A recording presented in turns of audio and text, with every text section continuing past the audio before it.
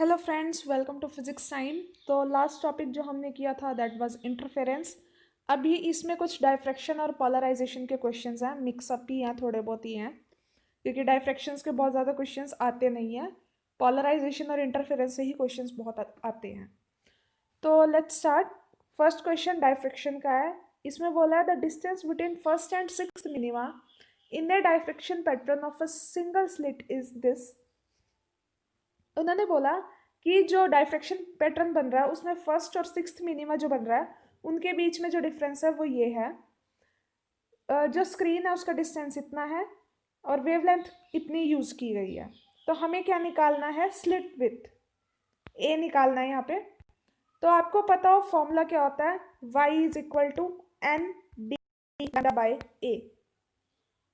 For first minima y1 is equal to D lambda by a. For sixth minima, y6 is equal to 6 d lambda by a। तो इन दोनों का difference क्या आ जाएगा? 5 d lambda by a। जो ये difference है ये question में कितना दिया हुआ है? 0.5 mm। तो 0.5 mm को मीटर में चेंज करने के लिए 10⁻³ 5 एज इट इज। d की वैल्यू क्या है? 0.5 मीटर। लैम्डा की वैल्यू क्या है? 5000। तो वो पुट कर दी और a की वैल्यू हमें निकालनी है। तो इसको सॉल्व करके हमारे पास a की वैल्यू आ जाएगी 2.5 mm। ये था एक क्वेश्चन, एक टाइप का। नेक्स्ट क्वेश्चन है पोलराइजेशन का। इस टाइप का क्वेश्चन एक बार आया भी हुआ है HTET के पेपर में। इसमें बोला है कि एक अनपोलराइज बीम ऑफ लाइट है जो 4 सेट ऑफ पोलराइज प्लेट से पास की गई है। हर एक प्लेट पिछले वाली प्लेट के π/3 एंगल पे π/3 एंगल पे सेट है।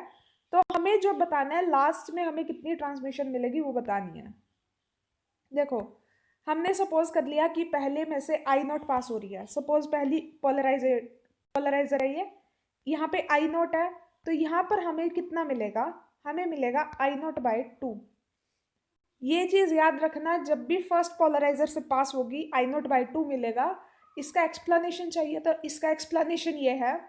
मेलिस लॉ कहता है हमें फर्स्ट पोलराइजर से पास होने के बाद हमें मिलती है I0 cos स्क्वायर थीटा। लेकिन जो फर्स्ट पोलराइजर है इसके दो एक्सप्लेनेशन है, थियोरटिकल और प्रैक्टिकल, मैथमेटिकल।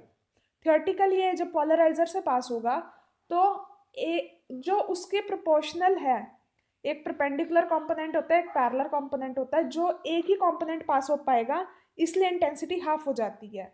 दूसरा ये है कि हम वहां पर एवरेज निकालते हैं मैथमेटिकली, कि आई जो है एवरेज निकाल लेंगे, विच इज इक्वल टू I0 तो एज इट इज क्योंकि ये कांस्टेंट है, और cos स्क्वायर थीटा का एवरेज क्या होता है? 1/2। तो दोनों ही केसेस में अगर कोई पोलराइजर फर्स्ट पोलराइजर से जब भी लाइट पास होएगी तो उसकी इंटेंसिटी हाफ हो जाएगी। ठीक है। अब वो सेकंड शीट से पास होएगी। सेकंड शीट पहले वाली में मान लो I1 आ गई यहाँ, अब सेकंड वाली में जो पास आएगी वो इसके लिए इनपुट क्या बन गया? I1 और आउटपुट क्या बन गया? I2।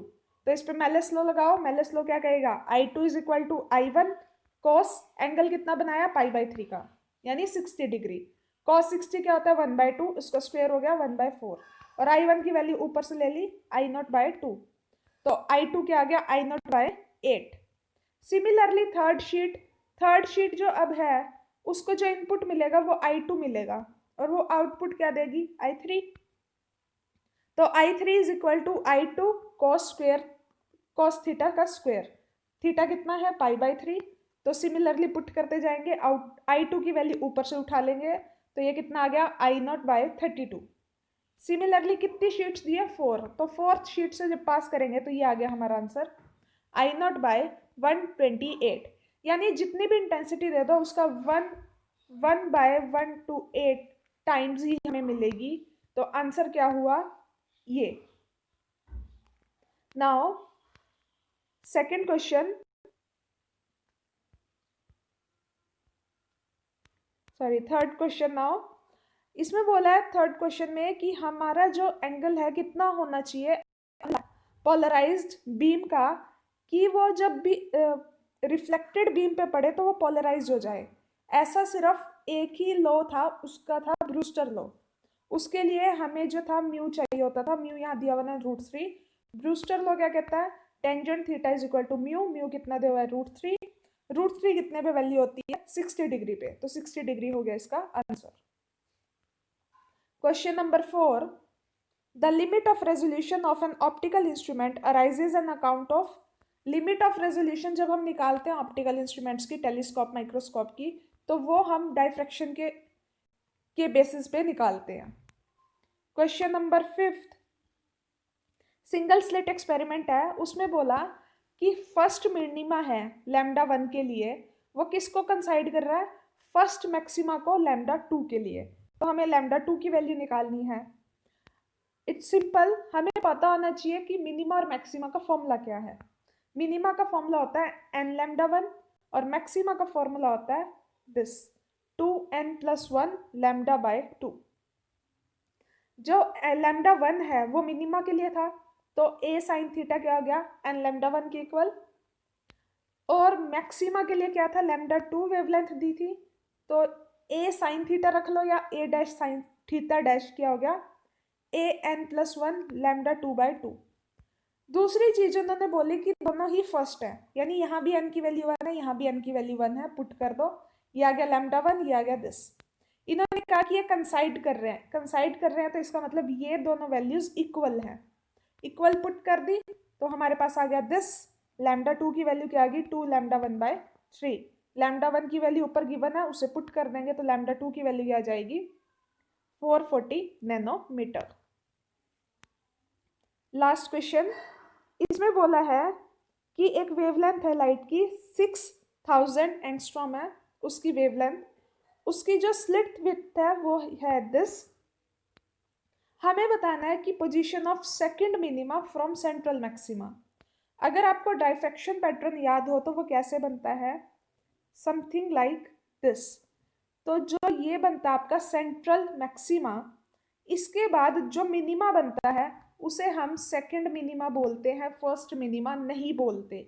तो अगर इसकी पोजीशन निकालनी है तो हमें एंगल निकालना पड़ेगा दिस।